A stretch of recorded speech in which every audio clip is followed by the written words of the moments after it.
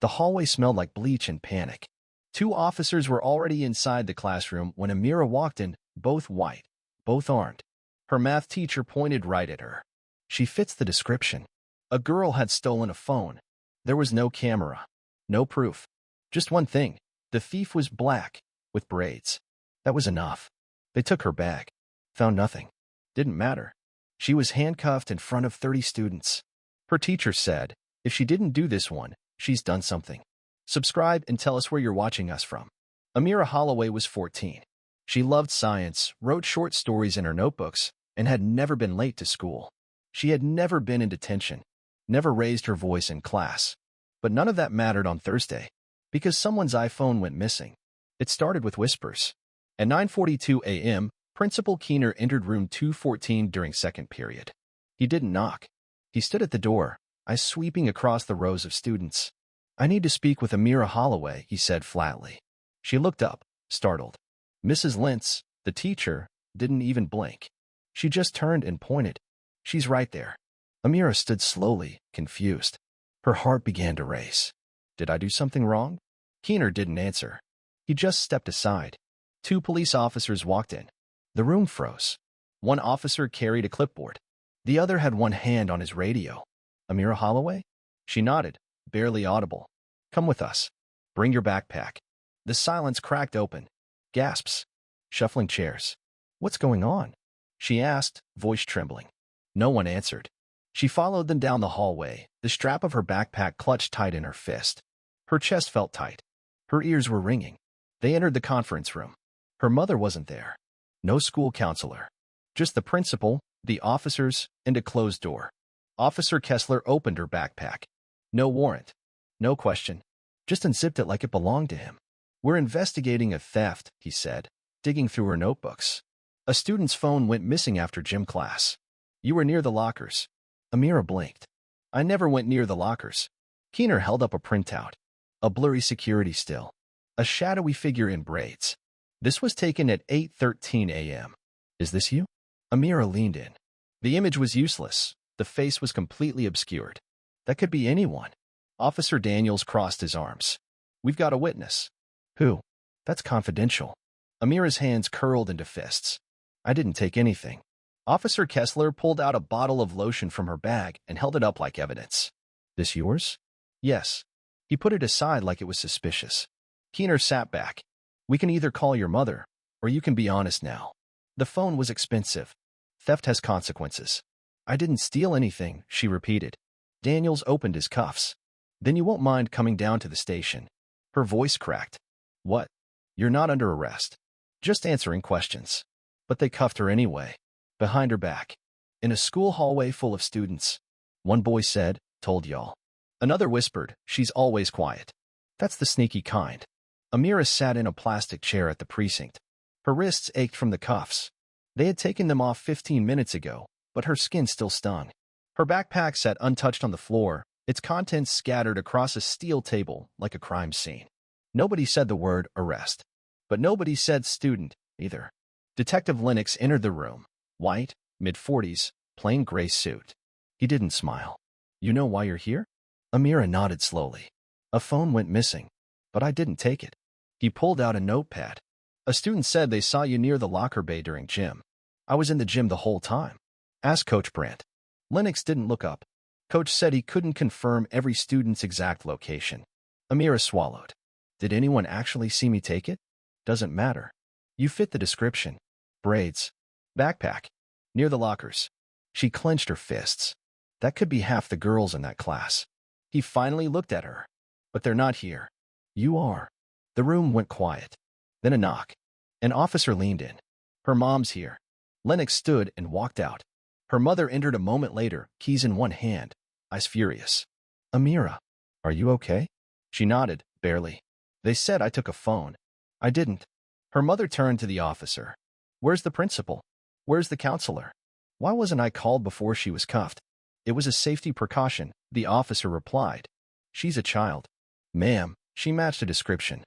That's not how the law works. But it was how the system worked. Back at the school, Amira wasn't welcomed. She wasn't even walked in. She was told to wait outside until an internal review could be scheduled. Her teachers didn't call. Her friends didn't text. By Monday, her school email had been locked. Her locker emptied. Her name removed from the debate team list. The school posted a generic message on its site. An incident involving theft is under review. We affirm our commitment to student safety and accountability. No names. No facts. But everyone knew. By Tuesday, someone made an anonymous post online. Pretty sure the thief was that quiet girl with the journal. Always acting perfect. That's how they hide stuff. One comment read, "Cops don't come unless you did something." Another, "LOL, she'll be back in a week like nothing happened." But she wasn't back. No one asked her what happened. No one asked what she saw, what she felt. They just decided. The school never said she was suspended. They said she was under review. But the result felt the same. No assignments came through. No Zoom links. No homework packets. Nothing. By Thursday, Amira's attendance status was listed as inactive. Her mother called the district 4 times. Each time, they passed her around. The review is ongoing. We're waiting on documentation. There's a student safety protocol. Please be patient. But no one could answer the most basic question. What had Amira actually done? That Friday, her mother visited the school in person. She waited in the front office for over an hour before the assistant principal finally appeared. He didn't invite her in. He stood in the doorway. "I'm sorry, Mrs. Holloway, but until the investigation concludes, it's not appropriate for Amira to be on campus. There is no investigation. There's gossip. There's a rumor. And your staff let 2 police officers pull my daughter out of class with no evidence. I understand your frustration." "No, you don't." He didn't respond. She left with tears in her eyes and no answers. Back home, Amira stayed in her room. Curtains closed. Phone off. By Monday, she heard the news from a cousin. Another student confessed. A white girl, 13, said she found the phone on the ground and forgot to turn it in. She was told to write a letter of apology. That was it. No cops. No search. No hearing. No record. Just a quiet fix behind closed doors. But nothing changed for Amira. Her name wasn't cleared. No emails sent. No public correction. The school never retracted the online statement. They never acknowledged they got it wrong.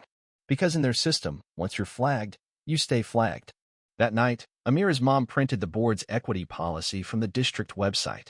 It used big words: inclusion, restorative justice, anti-bias education.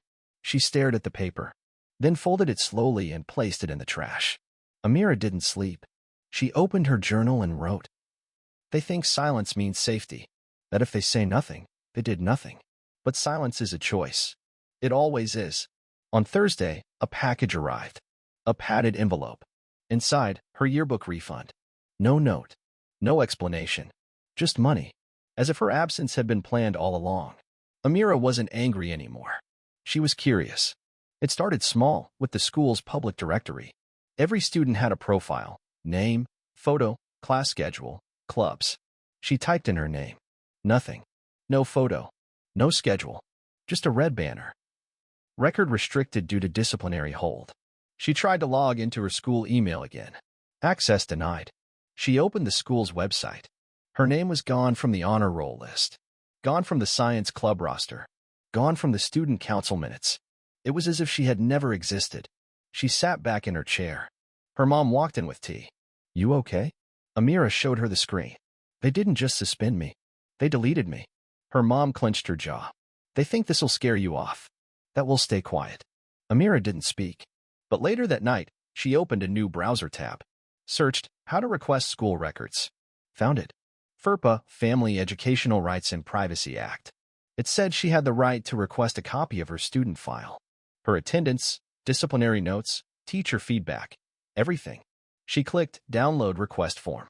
The next morning, they printed it and mailed it to the district office. Certified. Receipt required. 3 days later, a reply came. The envelope was thin. Inside, 2 pages. Basic info. Birth date. Address. Enrollment date. No mention of any incident. No referral. No report. No statement. Her file had been scrubbed. "It's too clean," her mom muttered. "That's not a mistake. That's a cover." Amira pulled out a highlighter. She circled the line. Last attendance date, March 9th, 9:20 a.m. She stared. That was 10 minutes before the supposed theft. She remembered clearly second period had barely started. She hadn't even left the classroom. So how could she be the suspect? Her mind spun. If they logged me present at 9:20 and the phone went missing after gym, she whispered. Then they knew you weren't there. Amira leaned closer to the document. The system had marked her present before the theft. But they never mentioned that. Not at the station. Not in the emails. Not in the review. Because attendance, unlike witness memory, didn't lie. She looked up. They've already lost. They just don't know it yet. Her mother raised an eyebrow. What are you planning? Amira didn't answer. She just opened her laptop and created a new folder on the desktop, titled Proof. Amira's mom wanted to go to the school board. Amira said no. They won't listen to me, she explained. But they might listen to their own data. She spent the weekend printing everything. The attendance sheet, the FERPA file, the timestamped schedule, and a list of every student in her gym class. Then she borrowed her mom's old Chromebook and logged into her Google account. She remembered something. After gym, she had sent a message in the class group chat, asking about the math homework. She found the message. Time sent, 9:46 a.m. The phone had gone missing between 9:40 and 9:45, according to the report, which meant she was texting classmates while the theft supposedly happened. She screenshotted it. Proof. At 9:50, another student replied. I saw Emily pick up a phone that wasn't hers after gym. Thought it was weird. Amira never noticed it before. She screenshotted that too, then created a new file, titled Exhibits E. She added, Exhibit A, attendance log. Exhibit B, gym class list. Exhibit C, Google timestamp. Exhibit D, screenshot of group message. Exhibit E, written summary of timeline. By Sunday night, it was a 9-page packet. No emotion, no stories, just evidence. Her mom read it slowly. You want to send this to the board? Amira shook her head. No, that's not where the real leverage is. She opened her email draft. To Superintendent's Office, Title IX Compliance Officer, District Legal Review Team. Subject, Formal FERPA Irregularity and Procedural Misconduct Inquiry. She didn't sign it as a student. She signed it. On behalf of A. Holloway, guardian filing under Educational Rights Statute 34 CFR Section 99. They couldn't ignore that. At 8:03 a.m. Monday, she hit send. By 2:15 p.m., an automated response arrived. Your report has been logged. Case ID number 7142. It was sterile, bureaucratic, but it was real. That night, her mom got a call. Blocked number. A female voice. We've received a complaint packet. Is Amira still interested in returning to school? Her mom asked. Is anyone going to admit what was done to her? Silence. Then, we're reviewing everything. Click. They didn't say sorry. They said, review. But that meant they were scared. And fear meant leverage. Amira wasn't in their building. But now she was inside their system. And she wasn't done yet. Tuesday morning, a new email arrived. From District Compliance Team. Subject, Notice of Review Initiation. Message. We are formally reviewing the disciplinary process applied to Student A. Holloway following a complaint submitted under FERPA and Title IX procedural codes. M sat back. They had officially opened a file. She smiled, not from joy, but strategy. Because once a file exists, it can grow. She downloaded the district's procedural handbook. Page 93 caught her eye. Statute 99.31, conditions under which schools may disclose personally identifiable information without parental consent. She read it twice. The school had violated it in 2 ways. 1. They allowed police to search her bag without due notification. 2. They discussed her status with other students before any findings. That was illegal. She copied the text, filed it as Exhibit F. Then she went further. Under Policy 14.2.7, schools must retain full incident documentation for no less than 90 days and make it available upon request. She had already requested it. They gave her 2 blank pages. Exhibit G. She wasn't building a complaint anymore. She was building a legal sequence. That night, her mom asked, Are you sure you want to keep going? Amira looked up. They erased me without asking. I'm not asking either. Wednesday morning, she submitted a formal request for administrative hearing. Not through the school. Through the state. She knew they'd try to ignore her. But once that form hit the registry, the school would be forced to provide a legal response. By Thursday, it was done. Confirmed. Logged. Case number assigned. At 5:43 p.m., her mom got another call. This time from Principal Keener. Mrs. Holloway, we'd like to invite Amira back to campus. Her mom asked. For what? To pretend it never happened? Pause.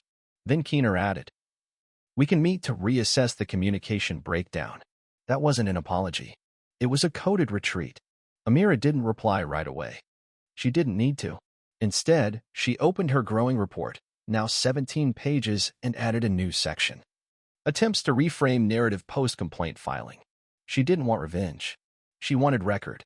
Because schools erased kids like her with silence. She was going to leave footprints they couldn't wipe away. And when they looked back, they'd find every mistake documented in her words, her voice, her paper trail.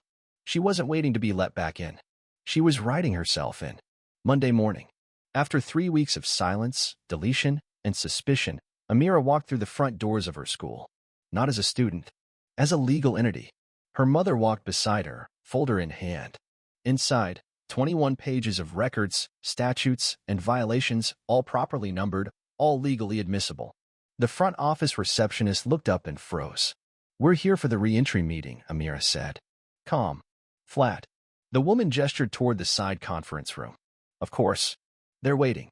Inside sat Principal Keener, the district counselor, a woman from HR, and one unfamiliar face, a legal representative from the district. Amira didn't sit. Neither did her mother. Keener cleared his throat.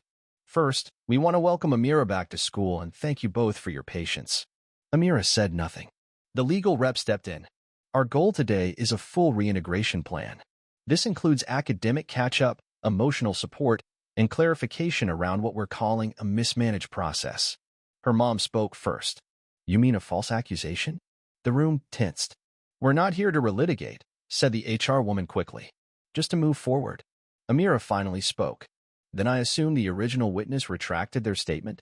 Silence. Keener adjusted his tie. We're reviewing the credibility of that information internally. But again, our focus is not on accountability, Amira finished. The legal rep opened her folder. Amira's record has been restored. Her email account is reactivated. All clubs and academic standings reinstated.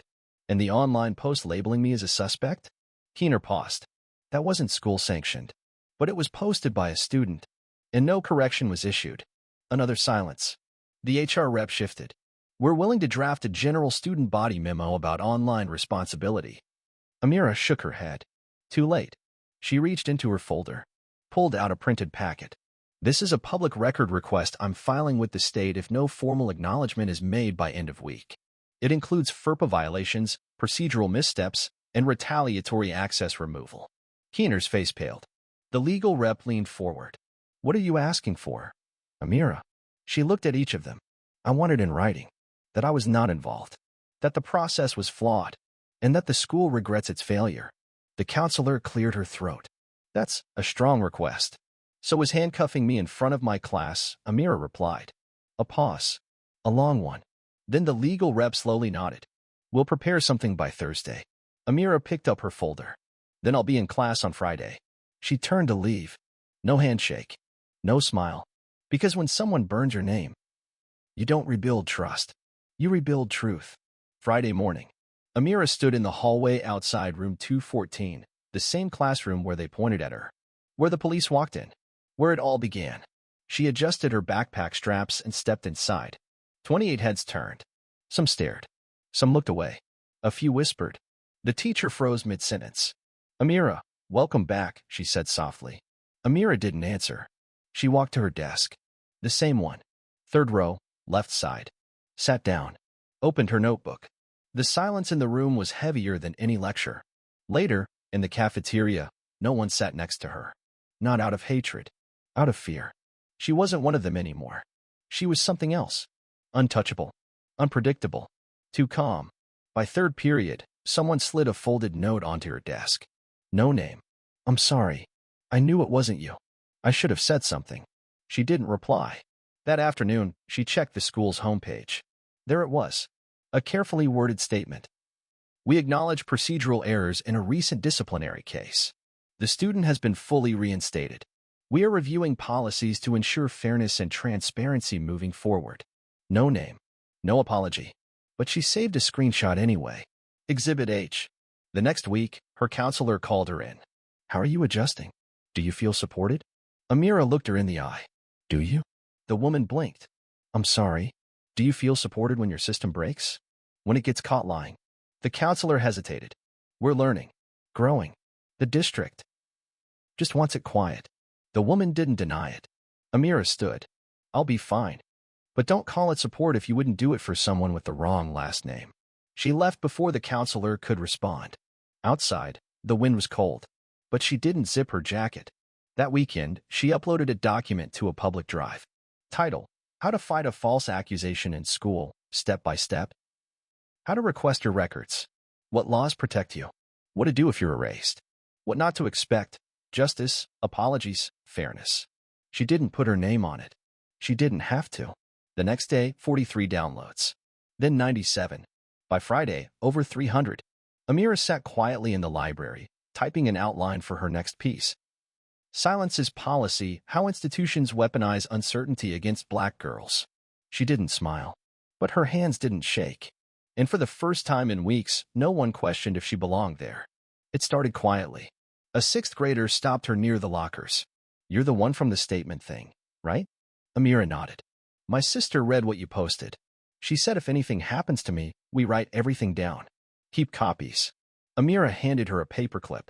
Then start today. The girl smiled and ran off. At lunch, a boy from the robotics club passed her a folded sheet. Inside, a list of questions. What's the best way to save screenshots? How do you prove when something was sent? Can students record meetings if no adult is present? Amira answered them all. By hand. That weekend, she received an email from a student at another school across town. We had a girl suspended over a rumor. No charges, just whispers. I think your guide might help. Can I share it with her? She replied with one word. Yes. No hashtags. No headlines. Just one girl at a time. By the following Friday, her document had been downloaded 527 times. No press. No assemblies. Just whispers in hallways. Shared drives. Quiet clicks. The school knew, but they didn't dare stop it. Instead, Principal Keener asked to see her. He looked tired. Amira, I hear you've become a resource. She said nothing. Just be careful. We don't want misunderstandings. She looked him in the eye. You've already had one. He didn't respond. Later that day, Mrs. Lintz, the teacher who once pointed her out, stopped her by the stairwell. I should have asked questions. I just followed what they said. Amira didn't nod. Didn't forgive. She just asked. Would you do it again? The teacher didn't answer, which was enough. That night, Amira opened her file one last time. 9 statutes. 8 exhibits. 4 screenshots. 1 statement of institutional failure. She renamed it. Case closed. But she wasn't done. Because systems didn't fear emotion. They feared memory. And Amira was turning herself into one. Amira sat in the library. Same seat. Same hour. But everything had changed. Not the system. Not the school. Her. Across from her, a freshman girl typed nervously on a Chromebook. She whispered, I'm writing my appeal letter.